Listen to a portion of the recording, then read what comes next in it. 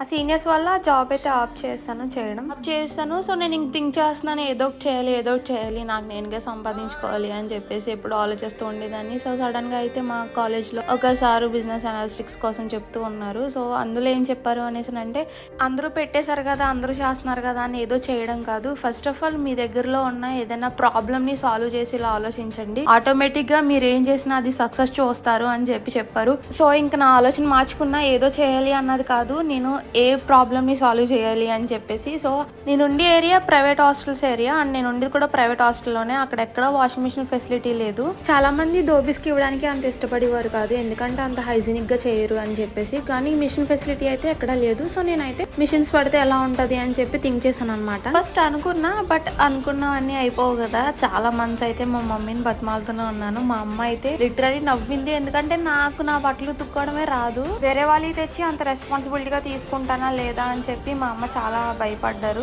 And నువ్వు చాలా చిన్నపిల్లవి, నీకు ఇప్పుడే అంత బాధ్యతలు ఎందుకు అని చెప్పి కూడా తిట్టారు. అండ్ దట్టు నాకు ఐఫోన్ కొంటానని చెప్పి మా మమ్మీ ఎప్పటి నుంచే చెప్పారు. నేను ఐఫోన్ వద్దు, అదే డబ్బులతో నాకు మిషన్స్ కొనివ్వి, నేను బిజినెస్ చేస్తాను అని చెప్పి చాలా పెద్ద పెద్ద మాటలు వదిలాను అనమాట. వదిలిన తర్వాత ఊరుకుంటారా, ఎలా అయితే కొనిచ్చిన తర్వాత స్టార్ట్ చేశాను బిజినెస్. స్టార్ట్ చేసిన 1 month కే అక్కడ ఉన్న ఇంటి ఓనర్స్ నన్ను ఖాళీ చేసేమని అన్నారు సడన్ గా. ఇంత గొడవ పడి, ఇంత పెద్ద పెద్ద మాటలు వదిలి నేను ఐఫోన్ కొనిపించుకోకుండా మిషన్లు కొనిపించుకుని పెట్టుకుని ఇప్పుడు ఇంటి ఓనర్స్ ఏమో సడన్ గా ఖాళీ చేసేయమన్నారు. ఎందుకు ఖాళీ చేసేయమన్నారు ఏంటి అన్నది కన్వా పార్ట్స్ లో చూడండి.